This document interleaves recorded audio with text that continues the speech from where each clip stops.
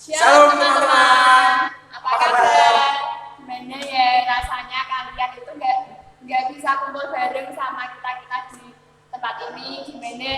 Pasti kalian merasa sedih, kalian merasa kangen ya?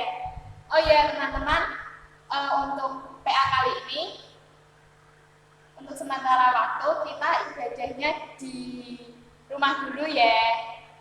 Untuk apa? Supaya penyebaran virus corona ini dapat diselesaikan. Jadi teman-teman harus mematuhi anjuran dari pemerintah.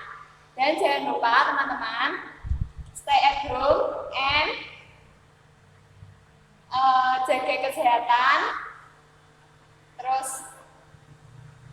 jangan keluar rumah. Jika kalian kepepet buat keluar rumah, jangan lupa kalian memakai masker ya. Dan satu lagi, jangan lupa kalian buat selalu mencuci tangan kalian supaya terhindar dari virus corona. Oke teman-teman, sebelum kita mulai PA, karena kita menyanyikan lagu ajar kepergian.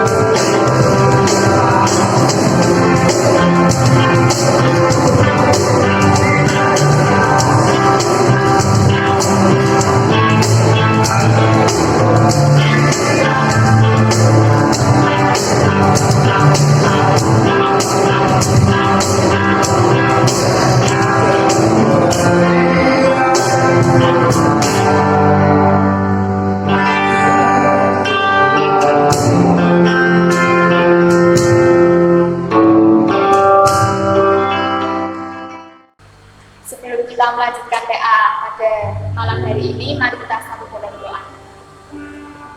Selamat malam ya Tuhan, terima kasih atas berkat-Mu Bapa. Sebentar kami akan memulai PA kami, kiranya Engkau yang selalu menyertai kami dari awal, pertengahan hingga akhir.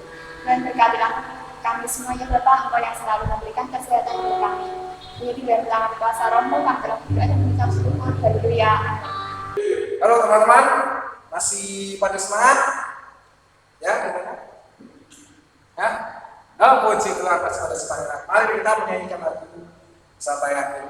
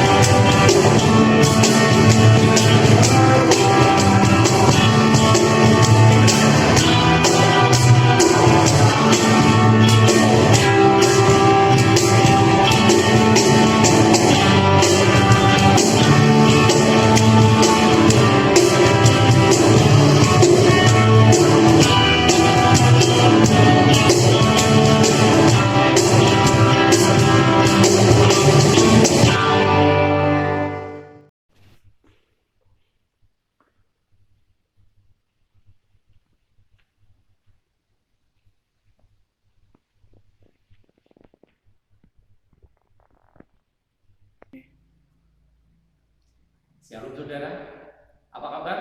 Ada sukacita hari ini? Ya, sungguh bersyukur pada Tuhan bahwa pada hari ini kita masih diberikan kesempatan untuk belajar tentang firman Tuhan.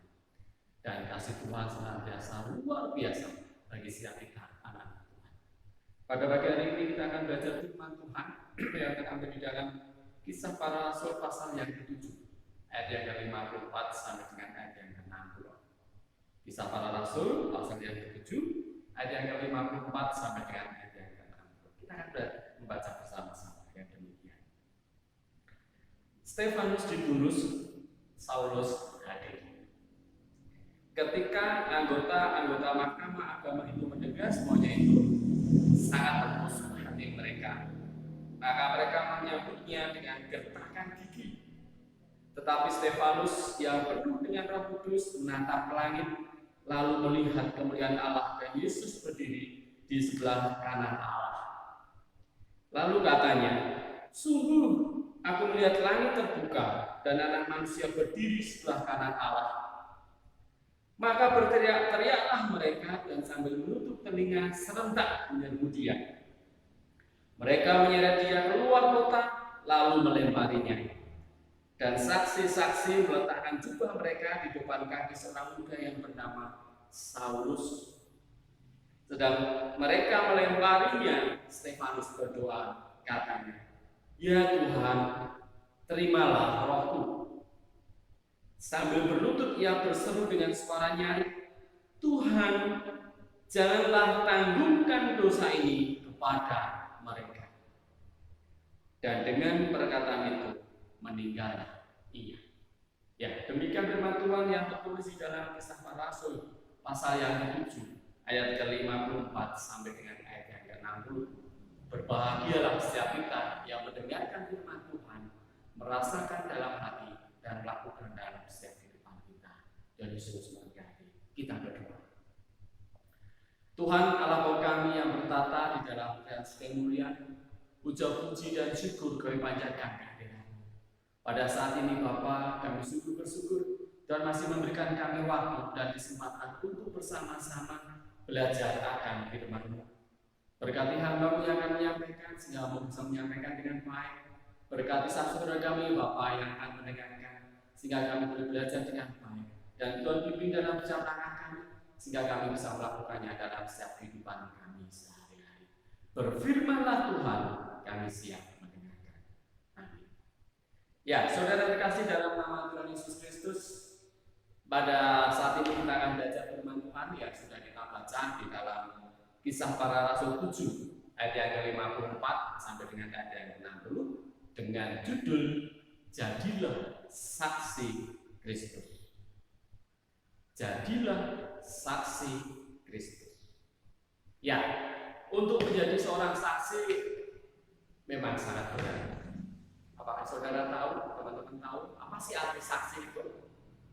Ya, kalau di dalam Kamus Bahasa Indonesia, ya Kamus Besar Bahasa Indonesia yang mengatakan intinya adalah orang yang bisa memberikan kesaksian, memberikan keterangan karena melihat, mengetahui, mendengar, atau mengalami suatu peristiwa. Dengan kesaksiannya, dia bisa untuk menguatkan, bahkan dengan kesaksiannya, dia bisa melemahkan dakwaan. Ya, itu adalah saksi.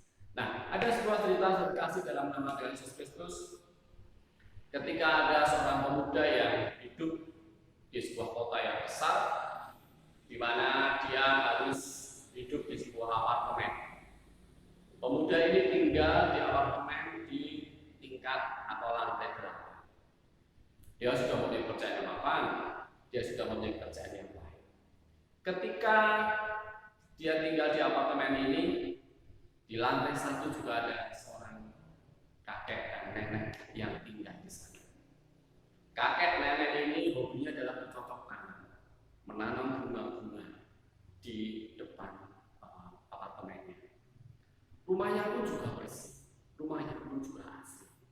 Nah, ketika pemuda ini harus berangkat kerja, dia harus turun ke bawah tentunya. Dia melewati apartemen yang ditempati oleh kakek nenek ini. Dia selalu menyapa, "Pagi kakek, pagi nenek. Si kakek nenek juga, iya anakku, mau bekerja ya, hati-hati di jalan. Ya, mereka saling tegur sapa karena sudah sekian tahun mereka selalu bertemu. Ketika sang pemuda bekerja, pagi hari ketemu sang kakek dan nenek. Ketika dia pulang bekerja pun juga kadang-kala menemukan sang kakek nenek ini ada di depan rumah. Entah itu sedang santai, entah itu sedang membersihkan lingkungan rumahnya, apartemennya, ataupun sedang bercocok. Nah, ketika pada suatu hari saudara kasih dalam nama Tuhan Yesus Kristus, ketika sang pemuda ini harus bekerja, dia sampai di depan rumah kakek nenek ini, dia melihat, kok kakek nenek ini nggak ada ya? Kemanakah mereka? Ya, kemudian dia lanjut untuk melakukan perjalanan untuk bekerja. 1 hari dia tidak melihat, 2 hari dia juga tidak melihat, 3 hari dia pun juga tidak melihat. Kemudian dia agak sedikit bingung dan juga agak sedikit kecewa kalau tidak bertemu dengan kakek nenek ini. Kemudian dia mencoba bertanya kepada security atau satpam yang ada di sana. Pak, apakah Bapak melihat kakek nenek yang ada di lantai bawah? Sang security menjawab, tidak Mas, aku tidak melihat itu beberapa hari. Mungkin dia sedang pergi ke anaknya, karena biasanya juga beliau seperti ini. Oh begitu ya Pak, ya sudah. Kemudian sang pemuda ini bekerja. Setelah bekerja, sang pemuda ini kemudian pulang ke rumah, masih juga tidak melihat si kakek nenek. Pada hari yang keempat, pemuda ini juga harus bekerja dan kembali melihat apartemen si kakek nenek tadi, masih tidak melihat beliau berdua. Rumahnya menjadi kotor, halamannya kotor, depan rumahnya kotor, tanamannya yang setiap hari selalu disiram menjadi air. Sang pemuda ini menjadi penasaran, kemana sih kakek nenek ini? Betulkah beliau pergi menjenguk anaknya? Kemudian dia menekat tekad dengan bulat. Dia kemudian berusaha untuk melihat dari lubang pintu yang sangat kecil. Dia melihat ke dalam, kemudian dilihat. Waduh, sang pemuda kaget. Ternyata sang nenek ini sudah berada di atas kursi panjang dengan tangan terjuntai ke bawah. Dia masih melihat si nenek ini masih membuka mata. Masih terlihat juga di dalam dari lubang pintu ini bagaimana si nenek ini kelihatan sangat. Si pemuda ini berlari, kemudian mencari security tadi. Pak, tolonglah, ayo kita ke rumah si nenek, si kakek di lantai 1. Kenapa Mas? Mereka ada di bawah, mereka ada di dalam kamar ternyata.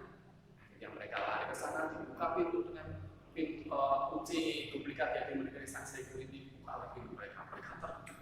Sang nenek tergeletak ada di atas kursi panjang. Kemudian di manakah sang kakek? Di manakah sang kakek? Si pemuda ini mencoba mencari, ternyata sang kakek juga ada di dalam kamar dengan kondisi yang juga sudah nafasnya sangat berat. Ternyata selama 4 hari mereka harus terbaring di sana. Selama 4 hari mereka harus tersiksa. Akhirnya sang pemuda bersama dengan sang security tadi, ayo kita bawa ke rumah sakit. Dibawalah mereka ke rumah sakit. Ketika di rumah sakit, sang pemuda ini menghubungi anak dari sang kakek nenek ini. Sampailah mereka di rumah sakit, kemudian kakek nenek ini harus dirawat di rumah sakit. Sang dokter bertanya kepada anaknya, anak kandungnya, apakah saudara tahu bagaimana kondisi kakek nenek ini? Kenapa bisa kejadian seperti ini?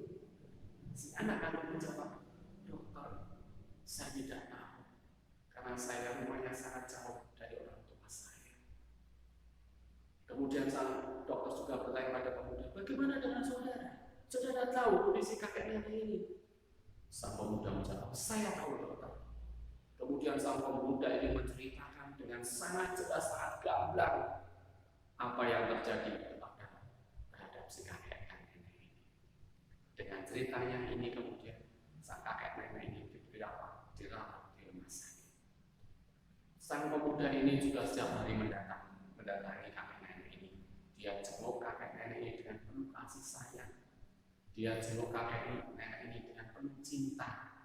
Kemudian dia juga ikut merawat sang kakek nenek ini. Ketika dia pulang kantor, dia menjenguk ke sana berbeda. terlebih dahulu. Dengan kasih dan cinta dari pemuda ini dan juga dari anaknya, sang kakek nenek akhirnya sehat. Si kakek dan nenek ini akhirnya sehat, kemudian kembali ke apartemen. Sang kakek nenek sangat bersuka cita karena apa? Mendapatkan keselamatan, mendapatkan kesehatan. Sang kakek ini karena sukacitanya kemudian mengundang anaknya, mengundang pemuda, mengundang security tadi, dan mengundang beberapa orang bersyukur pada Tuhan karena masih diberikan kekuatan dan kesehatan. Karena bergembira, karena sukacitanya, sang kakek neneknya ini apa? Memberikan warisan juga kepada sang pemuda dan kepada security. Tapi apa terjadi? Dengan kasih kelembutan sang pemuda dan security ini, tidak, kakek nenek, saya tidak berhak menerima warisan ini. Berilah kepada anakku dan juga berilah kepada orang yang lebih membutuhkan daripada saya. Saya bisa hidup dari gaji saya. Sungguh luar biasa apa yang dilakukan sang pemuda dan security. Nah, saudara-saudara yang dikasih oleh Tuhan Yesus Kristus, memang menjadi saksi ini dituntut sebuah kejujuran, menyampaikan apa adanya dan tidak didasari untuk mencari keuntungan diri sendiri. Sebuah hal yang dilakukan dengan penuh sukacita, tidak didasari untuk mencari keuntungan sendiri. Seperti halnya ada satu orang tokoh di dalam Alkitab. Dia adalah salah satu dari 7 orang yang terpilih untuk melayani orang yang membutuhkan. Bahkan di dalam Alkitab dikatakan untuk melayani orang yang miskin. Teman-teman saudara bisa membaca dan bisa masuk pasal yang pertama. Dia seorang tokoh yang memiliki banyak karunia dan berjalan di dalam jalan Tuhan. Dia adalah seorang yang penuh iman dan Roh Kudus. Teman-teman bisa membaca dalam Kisah Para Rasul 6 ayat yang kelima. Dia seorang diakon, dia seorang pelayan yang tidak hanya melayani dalam segi rohani saja, tetapi dia pun juga melayani dalam hal kegiatan sosial, dalam bidang sosial. Kiprahnya sangat dikenal oleh orang, kiprahnya sangat dikenal oleh orang lain. Dia mencintai dan mau membantu semua orang. Demikian pula orang lain mau mencintai dan mau membantu dia. Nah, saudara dikasih dalam nama Tuhan Yesus, apa yang dia lakukan dengan kehidupannya atau Alkitab ini, rupanya ada juga yang tidak suka pada dia, ada juga yang tidak menghormati dia, ada juga yang tidak merespek baik apa yang dilakukan oleh tokoh Alkitab ini, sehingga mereka mulai menghasut orang-orang yang ada di sana. Kisah Para Rasul 6 ayat yang ke-11 dan 12 yang mengatakan, lalu mereka menghasut beberapa orang untuk mengatakan, kami telah mendengar dia mengucapkan kata-kata hujat kepada Musa dan Allah. Dengan jalan demikian, mereka mengadakan suatu gerakan di antara orang banyak serta tua-tua dan ahli-ahli Taurat. Mereka menyergap Stefanus, menyeretnya dan membawanya di hadapan mahkamah. Ya, saudara dikasih di dalam nama Tuhan Yesus, akhirnya ia ditangkap, akhirnya ia dihadapkan kepada mahkamah. Tetapi dia tidak gentar dan tetap memberikan kesaksian tentang Kristus. Dari apa yang dia lakukan ini membuat para mahkamah agama ini menyambut dengan getakan gigi dan tertutup hatinya. Karena kesaksian tentang Kristus ini dia diseret keluar, dia dilempari batu. Tetapi apa yang terjadi?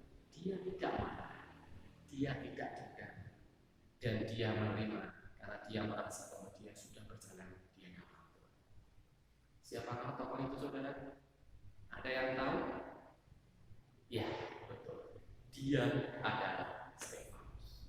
Di dalam ayat yang ke-59 dan 60 ketika sedang dilempari Stefanus ini berkata, sedang mereka melempari Stefanus berdoa, katanya, ya Tuhan, terimalah rohku. Sambil berlutut ia berseru dengan suara nyaring, Tuhan, janganlah tangguhkan dosa ini kepada mereka. Dan perkataan itu meninggal. Ya, saudara kasih dalam nama Tuhan Yesus Kristus, ada 2 tokoh yang boleh kita baca, yang boleh kita dengar pada sore hari ini, pada saat ini.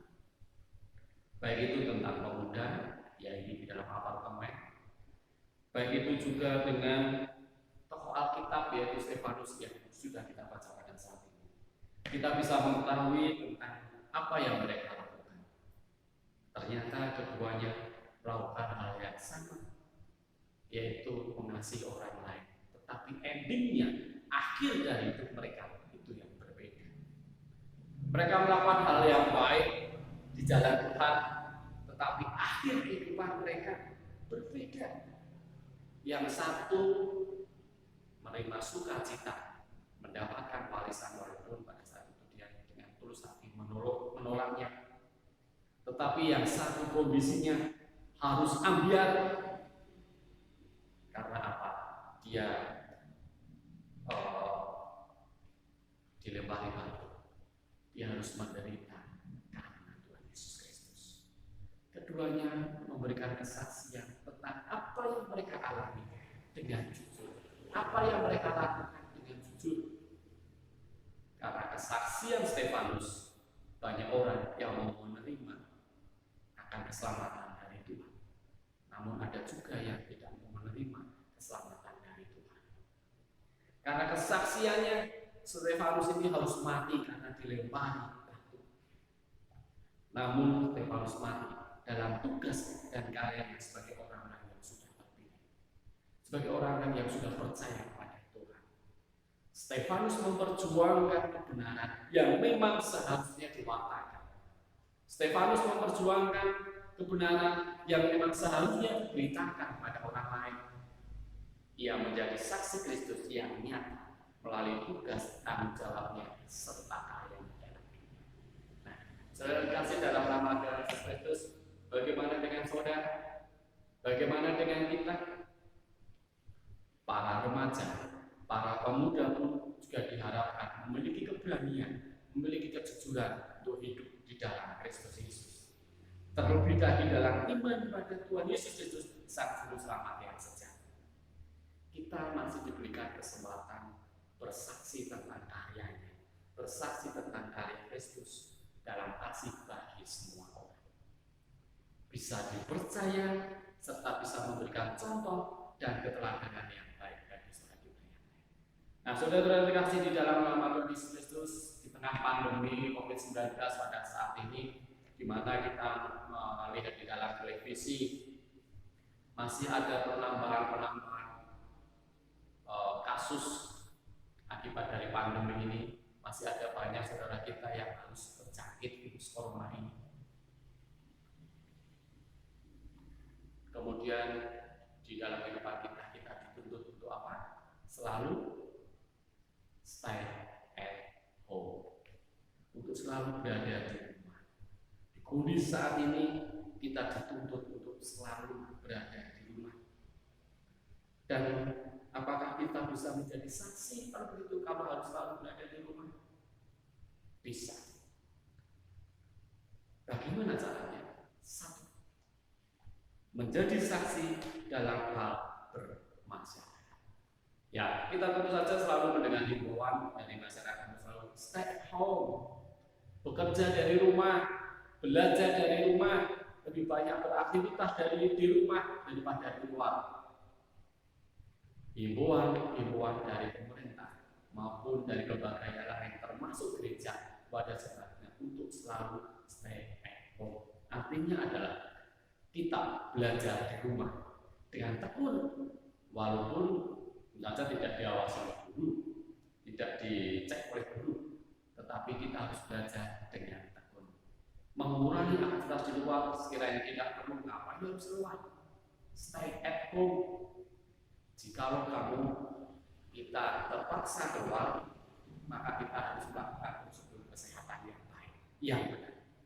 Kita harus selalu menggunakan masker. Maskermu melindungi, maskerku melindungi. Dengan menjadi saksi keteladanan untuk selalu sehat, kita bisa menjadi teladan yang baik dengan mengikuti anjuran pemerintah, himbauan pemerintah dan gereja, sehingga di rumah berarti turut jaga kesehatan orang lain, turut menjaga ketentraman orang lain, sebab apa? Kita ada di rumah. Itu yang pertama, saudara. untuk selalu berada di rumah, menjadi saksi masyarakat. Yang kedua, menjadi saksi dalam hal rohanian. Ya, beberapa waktu ini kita harus senantiasa beribadah di rumah, baik itu ibadah dalam keluarga, baik itu PA seperti sekarang ini yang teman-teman lakukan.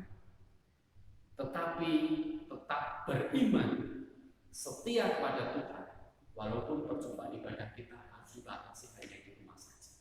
Kita sudah tidak bisa di gereja, tidak bisa di rumah teman yang lain, tetapi kita dibatasi hanya di rumah kita masing-masing. Tetap beriman terhadap Tuhan, tetap setia kepada Tuhan walaupun perjumpaan ibadah kita ini terbatas. Mengikuti ibadah di rumah, apakah saudara-saudara dengan keluarga saudara masing-masing? Mengikuti PA, ya tentu saja bagi saudara yang melihat pada saat pasti akan mengikuti PA. Bagaimana dengan saudara yang lain? Himbauan kepada mereka, ayo beribadah di rumah masing-masing, sehingga menjadi saksi keteguhan iman kita tentang karya Allah dalam kehidupan kita. Walaupun harus di rumah, tapi iman kita tidak ambiar, iman kita tetap teguh pada Tuhan, iman kita tidak tergoyah, kita tetap beriman pada Tuhan. Sebuah pertanyaan yang mungkin saudara jawab di dalam hati saudara. Sanggupkah teman-teman menjadi saksi? Sanggupkah teman-teman menjadi saksi? Sanggupkah teman-teman menjadi saksi? Silakan untuk dijawab dalam hati saudara masing-masing. Allah hadir bagi kita, Allah mengasihi kita, Allah menuntut dan membicarakan kita. Dia tidak akan diam ketika kita berserah diri kepada Tuhan. Semoga badai segera selamat menjadi saksi. Tuhan memberkati kita semua dalam setiap kehidupan kita sehari-hari. Kita berdoa. Terima kasih Tuhan untuk berkat yang sangat indah ini yang Kau berikan kepada kami, sehingga kami boleh bersama-sama belajar akan Tuhan. Sungguh indah Bapak yang kami terima pada hari ini Bapak, ketika Kau ajar kami menjadi saksi, baik itu saksi dalam masyarakat, baik itu saksi dalam kerohanian. Kami sebagai anak-anakmu yang bisa mohon padamu, bimbing kami, tuntun kami, sertai kami ya Bapa, sehingga kami bisa menjadi anak yang lain. Kami bisa menjadi saksi yang baik dalam kehidupan kami. Sertai kami Bapa, dari sekarang sampai selama-lamanya. Di dalam nama Tuhan kami Yesus Kristus Sang Sumber kehidupan kami berdoa, kami memohon dan kami mengucap syukur. Terima kasih Tuhan. Haleluya. Amin. Selamat menjadi saksi. Tuhan memberkati kita semua. Teman-teman, setelah kita mendengarkan firman Tuhan, jadi itu firman Tuhan pada sore hari ini, kita harus menjadi saksi Kristus. Tidak saatnya kita buat mengumpulkan persembahan kita, tetapi kita mengumpulkannya di rumah kita masing-masing, kita simpan dulu, dan setelah kita berkumpul kembali, kita persembahan itu akan diberikan kepada pengurus PPRC kita. Untuk mengiringi dan menyanyikan persembahan, mari kita menyanyikan lagu bersyukur.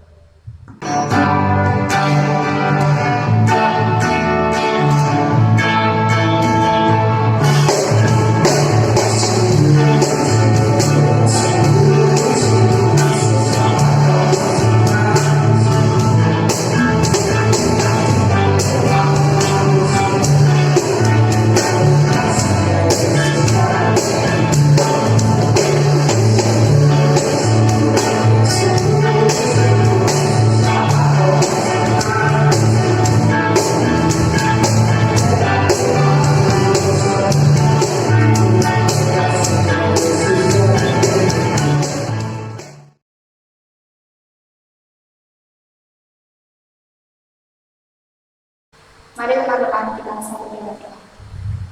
Selamat malam ya Tuhan, terima kasih atas berkat Bapak yang telah menyertai kami dari awal pekan hingga akhir. Bapak kesempatan akan berdoa untuk bangsa negara ini, kiranya Kau selalu menyertai bangsa negara ini Tuhan. Berkatilah bangsa negara ini, Kau pulihkan bangsa negara ini seperti sedia kala. Bapak sekarang kami akan berdoa juga juga untuk kedua orang tua kami, kiranya Allah yang selalu menyertai kedua orang tua kami, dan berkatilah kedua orang tua kami dengan dalam berbahagia, berkatilah dalam kerjaannya, dan berkatilah dalam kesehatan menyertai. Ya Tuhan, kami juga berdoa untuk anak-anak yang lemah yang saat ini sedang dalam proses belajar mengajar melalui pembelajaran online. Tuhan yang selalu menyertai mereka dan selalu memberikan kecerdasan dalam belajarnya. Dan dalam berkatilah kesempatan ini, kiranya kesempatan ini dapat berguna bagi gereja yang dapat berguna dari pembinaannya. Kami berdoa untuk saudara kami yang mengelola persembahyangan ini, Tuhan, Tuhan berkatilah dia supaya dia dapat mengelola persembahyangan ini dengan jujur. Dan sementara kami akan ambil dari tempat ini, Bapak, kiranya Allah yang selalu menyertai kami dari tempat ini juga kami masing-masing. Terima kasih Tuhan. Haleluya.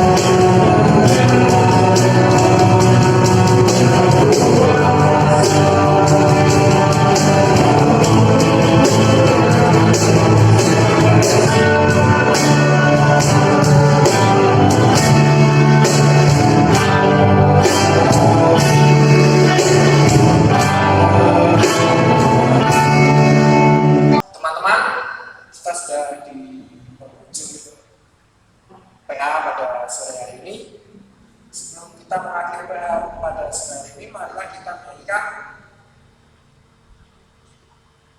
bersyukurlah.